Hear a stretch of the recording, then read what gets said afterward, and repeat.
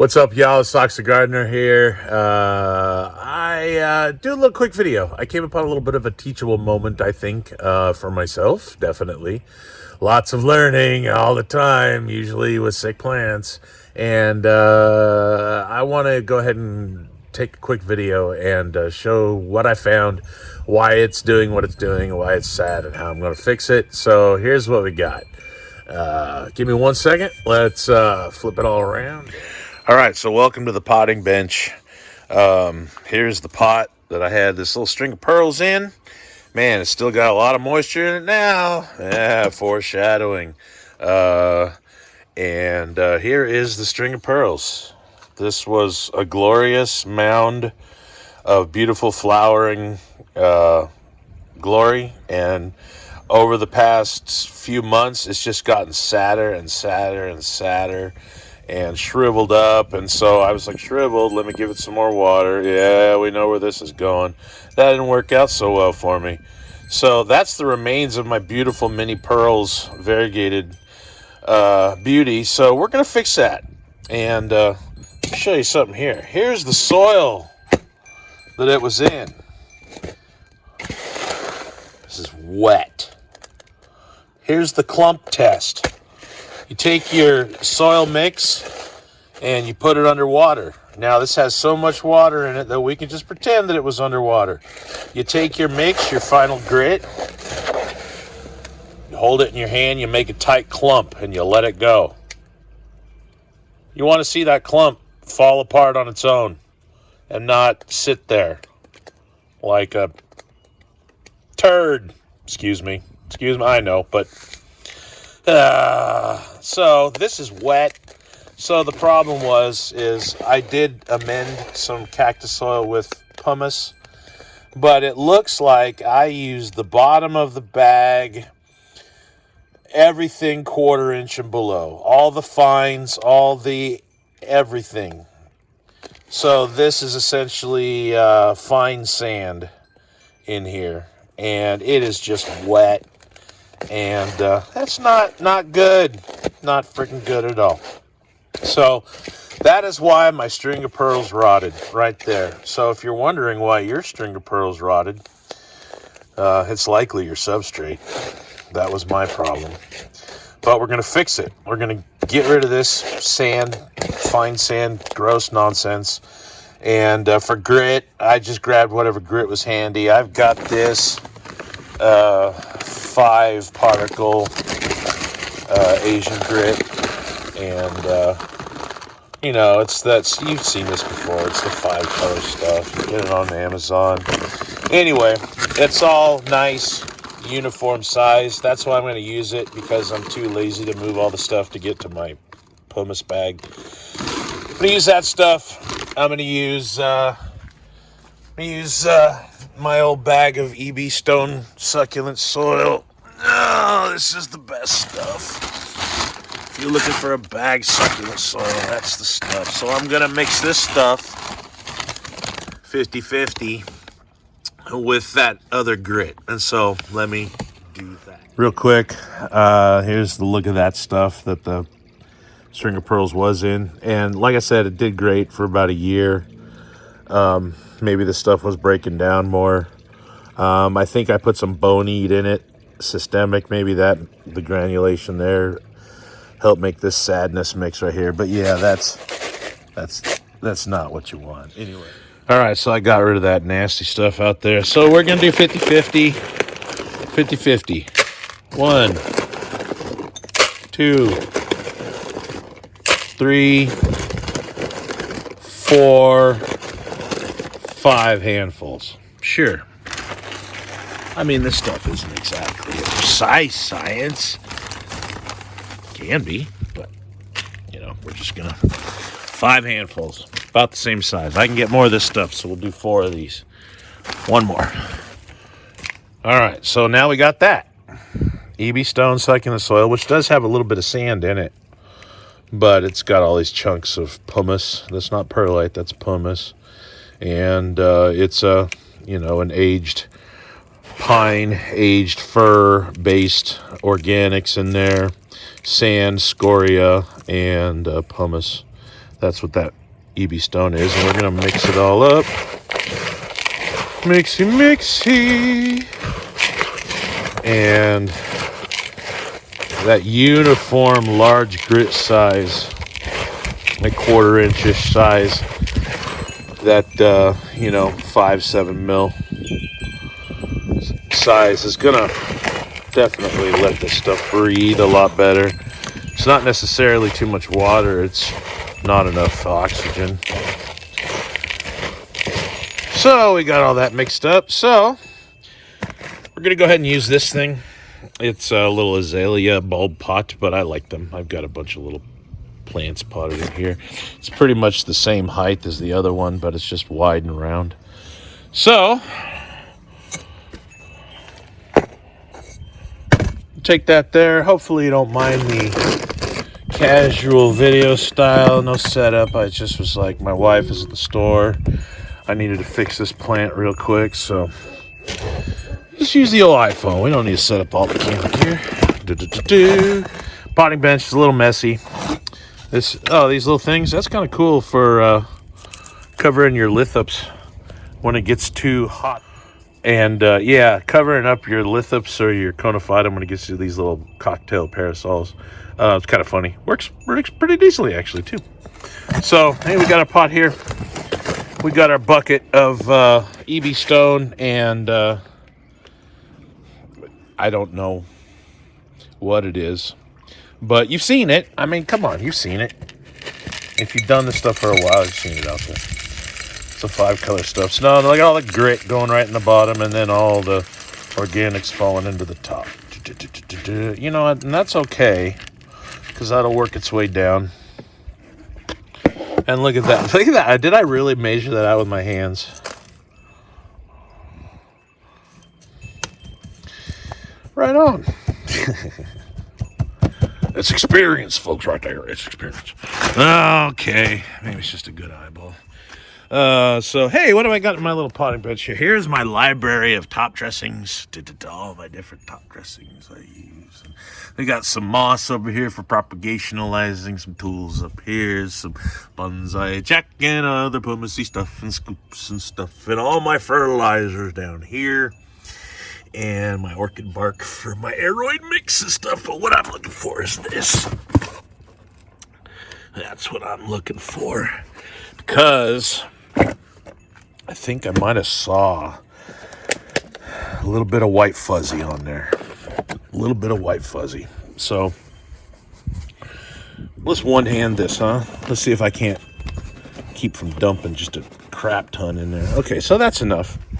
Now, this Bonide systemic will kill all the things. It'll kill the bees that come slurp on these flowers. It'll take care of any insects. So when you dose your plants with this stuff, just be aware of that. And if they flowered, bring them inside.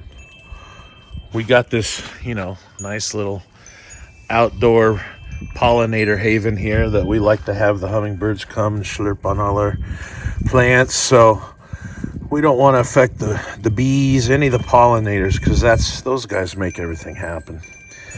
And so if you're going to use the Bonide, take it inside if it flowers, or just cut the flowers off, and do that for a few months after you treat it, so you don't get some negative after effects from your carelessness. And so I'm going to just take this pile of sadness,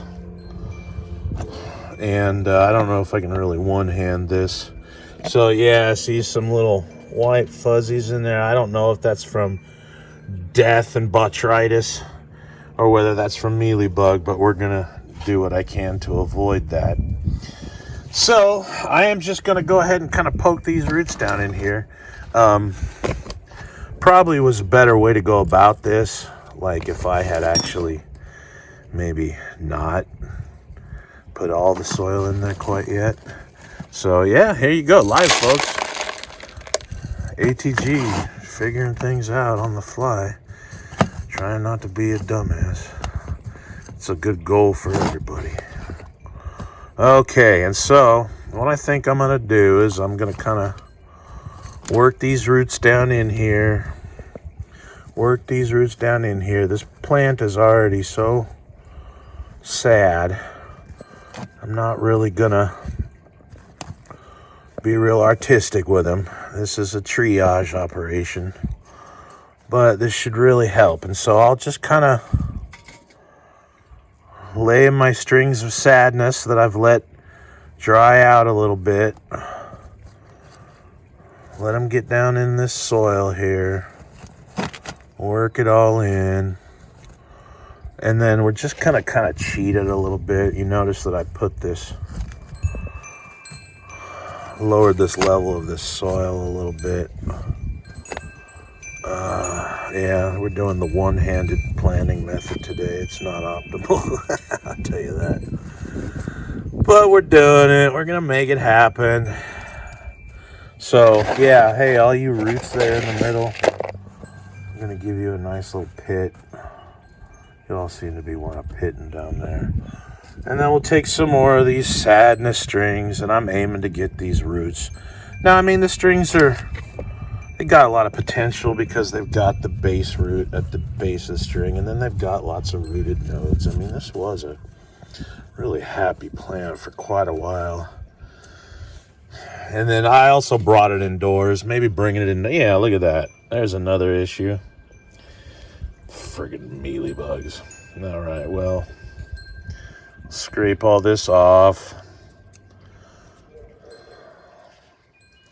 Look for any buggers. That systemic will take care of them. It'll get worked up into the plant. If they eat on the plant will kill them.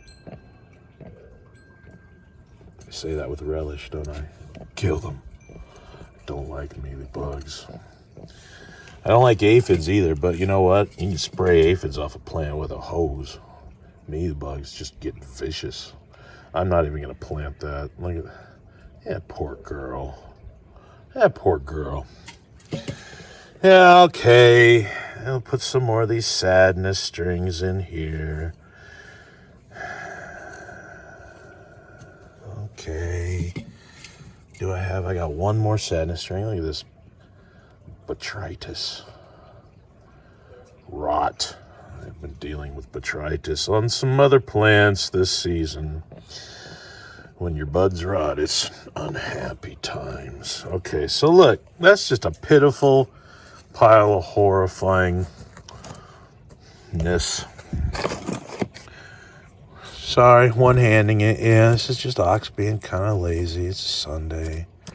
My son's not feeling well. He's sitting on the chair watching his tablet in the front room, and Josie and Juliet are at the store. So yeah, look at that. Look at that. What I do?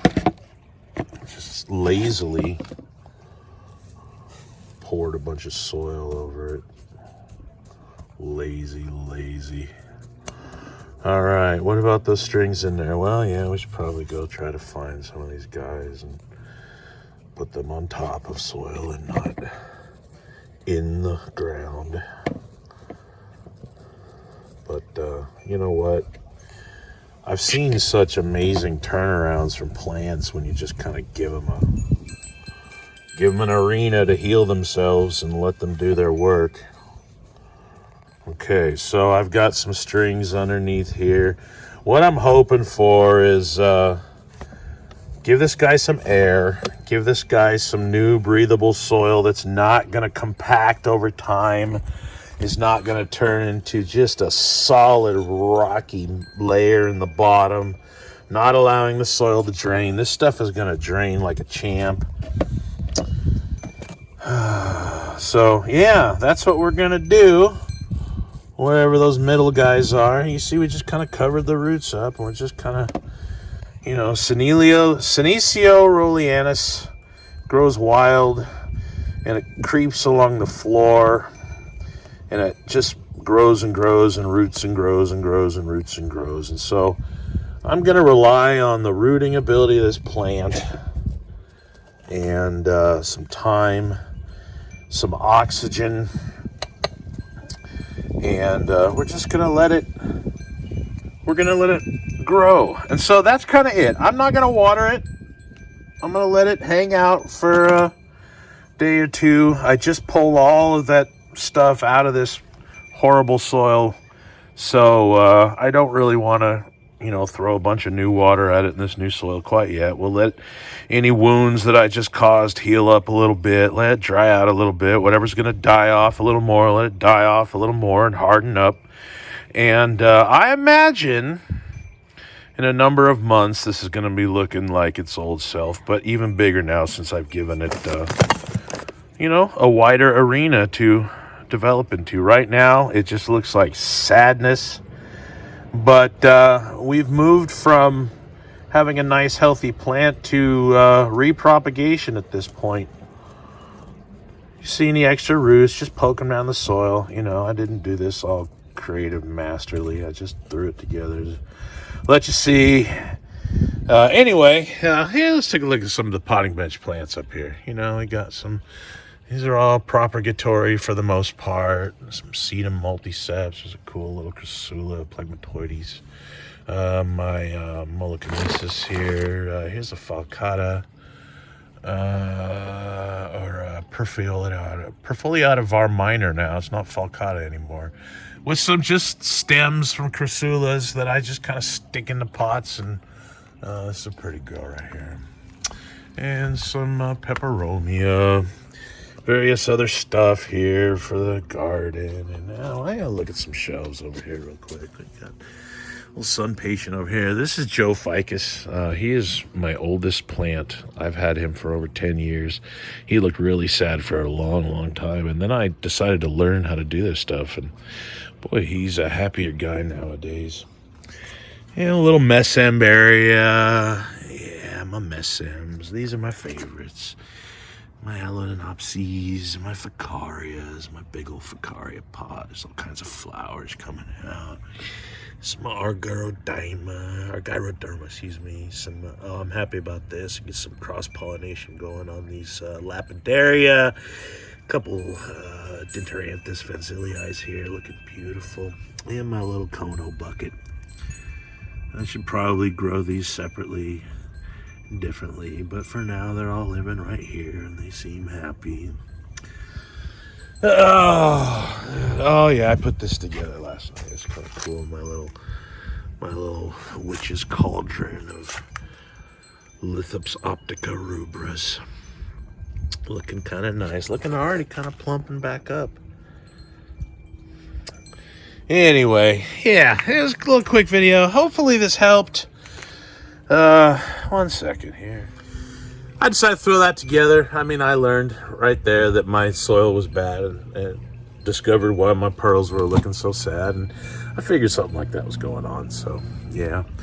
Anyway, this has been AoxTheGardener on a quiet Sunday. I show off my plant. Look at my Echeverria area. Echeverria area. Echeverria. I say it like Liz K because she taught me a lot. Anyway. Alright, I hope you guys are having a great weekend. I love you all. If you were watching this, thanks for watching. Hope someone learned something. If not, hey, I got to make a vid and I like doing that. So anyway, take care everyone. Have a good time with the rest of your weekend and love y'all. Bye-bye.